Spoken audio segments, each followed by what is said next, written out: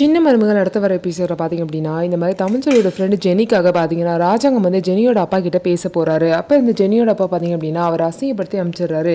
இந்த மாதிரி பெரிய மனுஷன் பார்க்குறேன், இந்த மாதிரி விஷயத்துல நீங்கள் தலையிடாதீங்க, என் பொண்ணுக்கு நான் பார்த்த மாப்பிள்ளையே தான் கல்யாணம் பண்ணி வைப்பேன் அப்படின்னு சொல்லிட்டு ராஜாங்கத்துக்கிட்ட ஜெனியோட அப்பா தெளிவாக சொல்லிடுறாரு.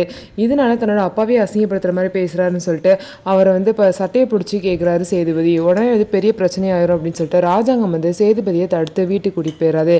வீட்டுக்கு போனதுக்கப்புறம் இந்த விஷயத்தில் இனிமேல் யாருமே தலையிடாதீங்கன்னு சொல்லிட்டு ராஜாங்கம் சொல்லிடுறாரு. அது மட்டும் இல்லாமல் எலெக்ஷன் வேறு வருது, இப்போதைக்கு நீங்கள் இதில் தலையிட்டிங்கன்னா பெரிய பிரச்சனை ஆயிரும்னு சொல்லி ராஜாங்கம் வந்து தெளிவாக சொல்லிடுறாரு. ஆனால் இதை வச்சு ஏதாவது பிரச்சனை பண்ணலான்னு சொல்லிட்டு ஈஸ்வரி வந்து பிளான் பண்ணுறாங்க. இதில் வந்து தலையிடக்கூடாதுன்னு சொல்லியிருக்காங்க. தமிழ்ச்செல்வி ஃப்ரெண்டாக இருக்கனால இந்த மாதிரி ஏதாவது நம்ம பிரச்சனையை பண்ணால் அது தமிழ்ச்செல்வி தலையில் தான் விடியும் அப்படின்னு சொல்லிட்டு ஈஸ்வரி வந்து ஏதோ பிளான் பண்ணுறாங்க. இதில் வந்து எப்படி தமிழ்ச்செல்வி தப்பிக்க போகிறாங்க அப்படின்னு சொல்லிட்டு வெயிட் பண்ணி பார்க்கலாம். நம்ம வீடியோ உங்களுக்கு பிடிச்சிருந்தா நம்ம வீடியோவை லைக் பண்ணிக்கோங்க, மறக்காமல் நம்மளோட சேனலை சப்ஸ்கிரைப் பண்ணிவிட்டு பாருங்கள்.